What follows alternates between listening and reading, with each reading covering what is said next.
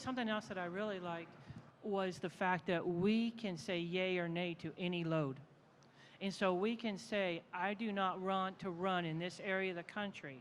Now, our business dictates if we can make enough money by not going to that area of the country. And so we can fine tune what we want to do. And that's all of our decision. And we decide when we want to go home, when we want to come back, and if we want to take a load that day or not. And that freedom of being able to run your own business and do your own timelines and stay out of those areas that really, I mean, Bob and I got really stressed over some areas. And we had to change a little bit because it was hurting our marriage. And we were able to easily do that because of expediting. And you guys do the same thing. You guys have areas you don't like to go. Yeah. Well, there's areas that we don't go to, and it's a business decision. We make them enough. We've been with this carrier long enough, so we've got the folks that we work with, and they know what we like to run and where we like to run. We're also quasi-retired, so we kind of... Semi-retired. Semi-retired? Yeah, semi-retired. To answer your question, why we got into it is we built computer systems all our life, and then I got laid off a government contract. She knew it was coming along, so we wanted to find something that we could actually... We worked in buildings that never had windows. Now we've got the best view in the world in seeing this country. And we like to see the country on the pavement and not flying over it where you're looking down at it. It's a, so to speak, paid vacation, but it's not really a paid vacation because you see, oh, the largest spool of thread. If I'm under load, I can't stop and see that, but I mentally put it down as a place to go when we're not under load and we're in the area. Have we convinced you yet?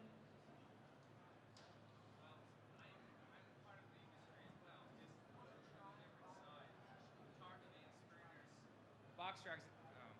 Sorry, I didn't mean to scream.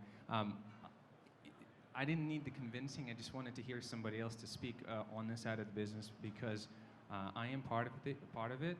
Cargo vans, sprinters, box trucks, but not fancy ones like this. We have to build a sleeper inside the box, portion it out, and we do get loads. But it's a very competitive industry for us because we're not partnered with these bigger companies.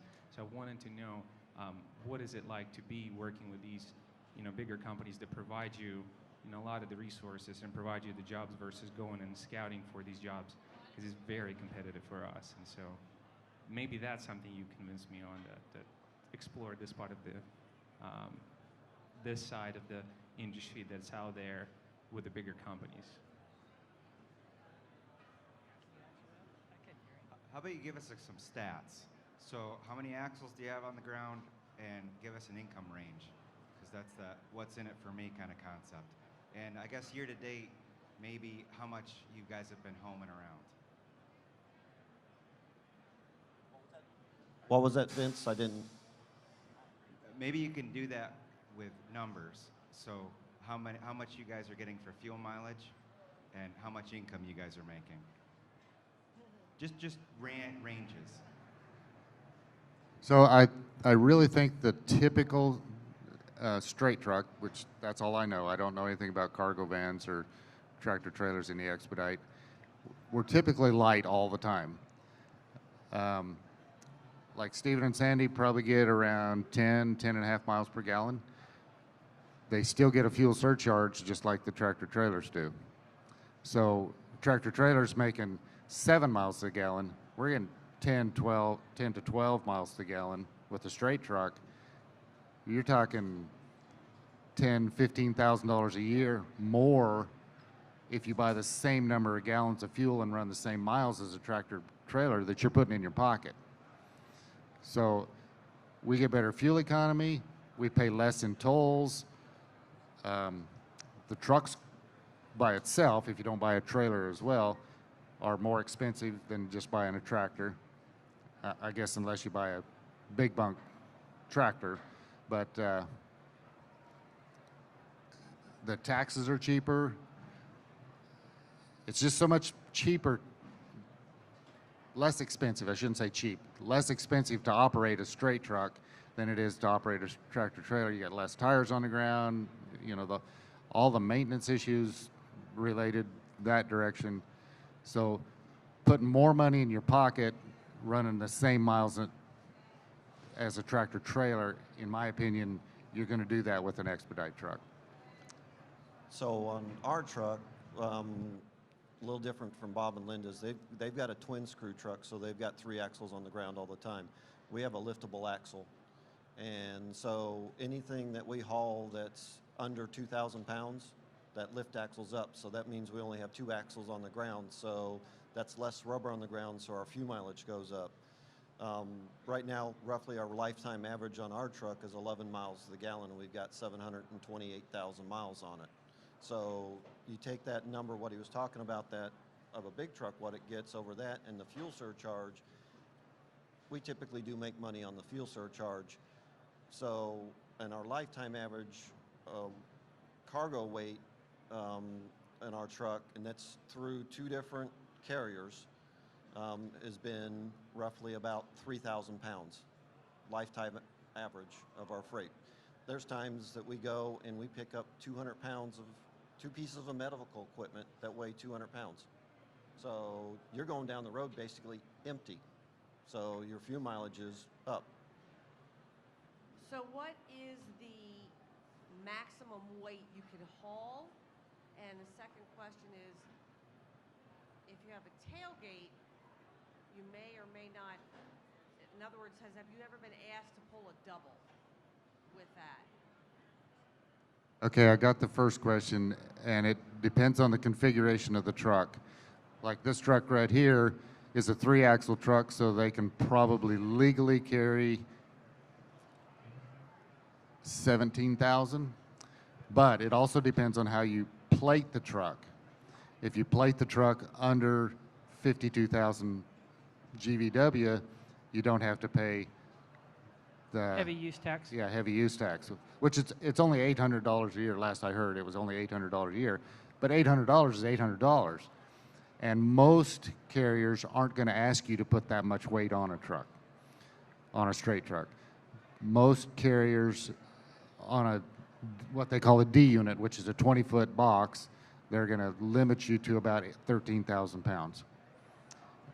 If you have a single axle, you're limited to a total GVW of 33,000 total truck weight. So obviously you get a big bunk and the after treatment system, your truck's getting, And a lift gate. and a lift gate, you're getting towards 25,000 pounds. So I've seen trucks that could only carry 4,000 pounds. Kelly, where's Kelly? What can you guys haul, Carrie? I think we can go up to about 14,000. We never have yet. Are you registered to carry that much? Yeah. We're registered at 50,000. Now our truck weighs Yes. 35,250 pounds empty. Where did But Kim? we got 300 gallons of fuel and 60 gallons of fresh water, so that brings up the weight of the truck considerably. And we are a twin screw. Can't either. Where's Kim? Kim, what can you guys do? Our max is about 14 to 15. That would be, we've not had to do that, but that's would be the maximum. We're plated at like 50. The problem to us when we get that heavy is we get squishy, is what I call it, and the truck feels. If we go over 13,000 pounds, the truck does not feel right. So we pretty much limit us to 13,000 because it can handle it, but boy, it's odd to drive. We limit ours as well, and we've been paid to haul a box about that size, about 3 pounds, all the way across the country. Our lightest load was 2 pounds. And literally, it was a box of half-inch flat washers. Like you go to Lowe's and buy a box of 100 flat washers, that's what we carried. From Houston, Texas to Indiana. What did he say?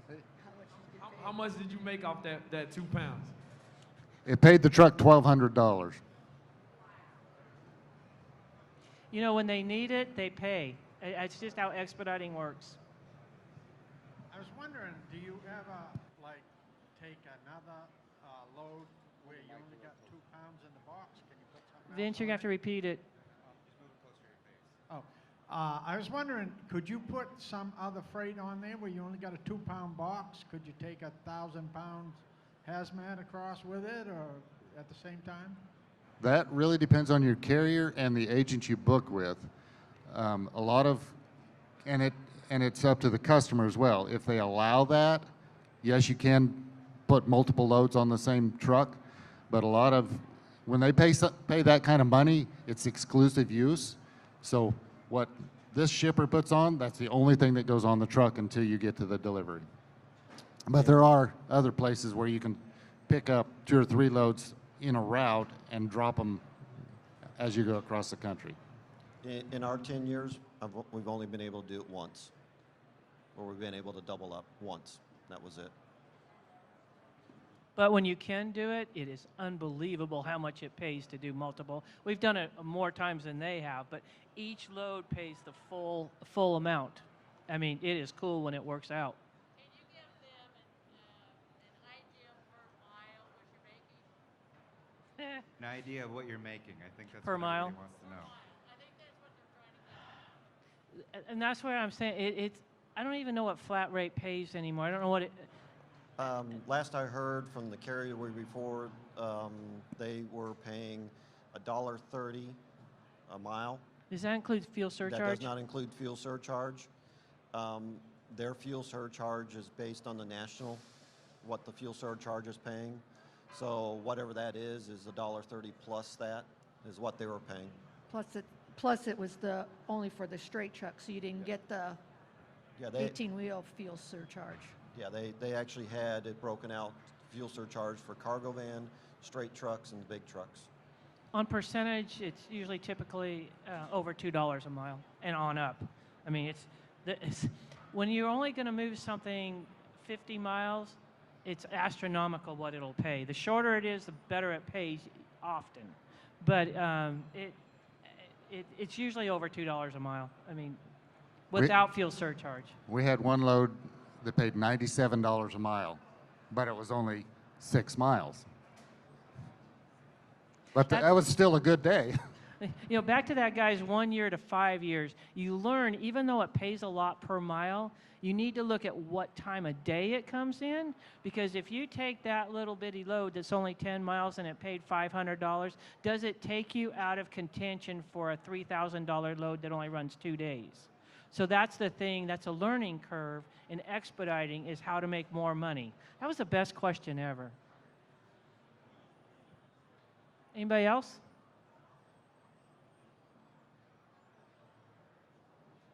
I guess if nobody else has a question, I can't think of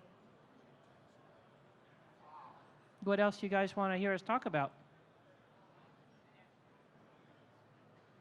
All right. Well, thank you guys for coming. I appreciate it. We'll be around if you have any other questions for us. Thanks for coming.